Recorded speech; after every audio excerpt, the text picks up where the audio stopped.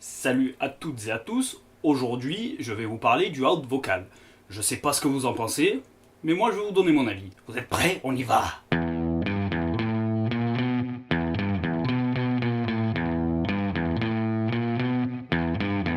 Le out vocal, c'est une pratique tout à fait honorable et fair-play qui consiste à braquer un joueur, lui dire t'es out, afin de ne pas s'allumer le cigare de trop près et éviter tous les petits bobos. Ça c'est sur le papier.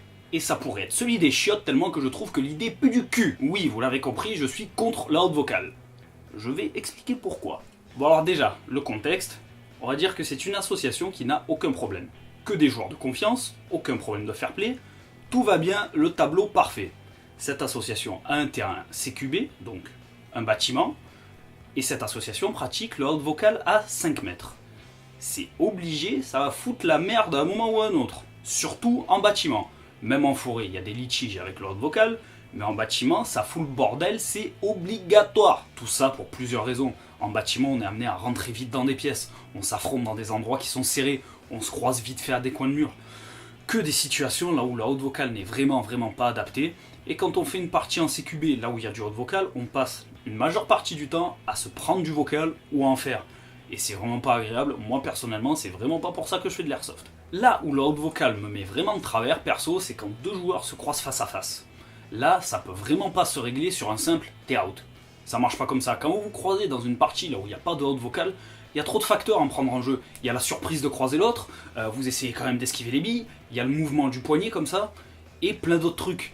Vous pouvez pas régler ça sur un simple pan, t'es out. Non, ça marche pas comme ça. Dans une association avec qui je jouais, qui avait un terrain en CQB avec des très courtes distances, on jouait quasiment que au PA. Des fois, on se vidait les chargeurs dessus, on n'arrivait pas à savoir, on se disait putain les gars, mais on est vraiment mauvais, et des fois, ça se réglait vraiment en deux billes. C'est pour ça que je trouve que le haute vocal, de la manière dont il est pratiqué dans la plupart des cas, c'est pas du tout adapté à l'airsoft. Quand on fait de l'airsoft, ce qu'on cherche, c'est du réalisme.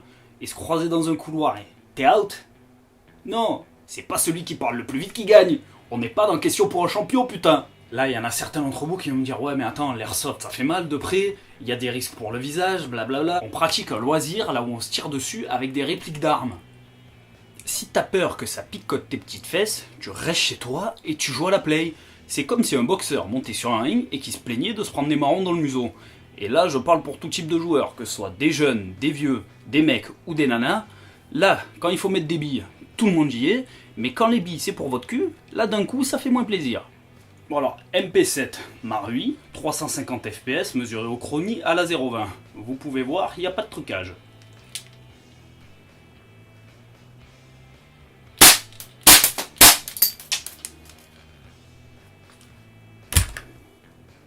Là, là et là.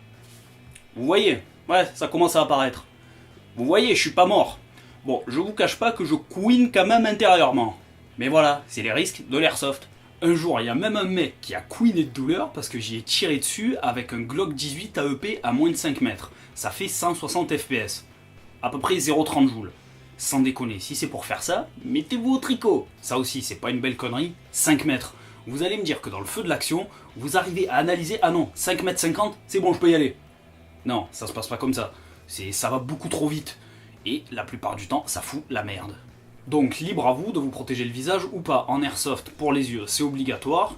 Moi perso, ce que je fais, c'est bâtiment, protection faciale intégrale, toujours, que ce soit haute vocale ou pas haute vocale, parce qu'une bille mal placée dans le cigare, que ce soit volontaire ou pas, ça met toujours les glandes.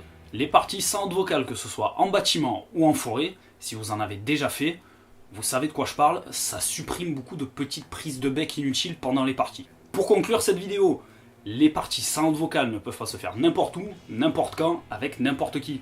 Et surtout, il faut que tous les joueurs aient des répliques avec une puissance adaptée, c'est-à-dire en dessous de 330 fps, ce qui revient environ à 1 joule, et avec le maximum de protection faciale possible. Et aussi, si possible, avec des répliques AEP qui font 160 fps à peu près. Le problème, c'est que l'utilisation du haute vocal part toujours d'une très bonne intention, celle de ne pas faire mal, mais beaucoup de joueurs l'utilisent trop souvent, trop fréquemment et trop mal. Ce qui mène à des conflits, à des litiges pendant les parties, ça casse les phases de jeu, et c'est vraiment pas agréable. Voilà, c'est la fin de cette vidéo. J'espère que ça vous a plu. Encore une fois, ce n'est que mon avis à moi et à moi seul. N'hésitez pas à me faire part du vôtre, que ce soit par message privé ou par commentaire. Vous pouvez me suivre sur la page Facebook Hunter TV. Je viens même de créer un compte Instagram, les deux sont liés. Si vous voulez aussi des conseils pour la muscu, vous avez la chronique On The Way que j'ai créée. Je vais tourner bientôt le 3e épisode. Merci de m'avoir regardé. Et je vous dis à bientôt. Surtout, n'oubliez pas, l'airsoft, c'est juste un jeu. Même si des fois, ça picote un peu quand même. Hein.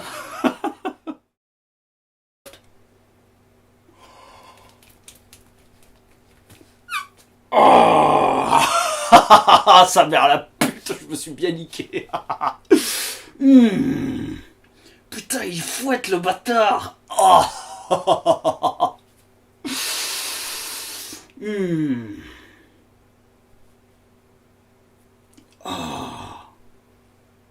Ouh. Eh, j'ai pris cher quand même là. Oh. Bon. Bon, bah on va continuer la vidéo.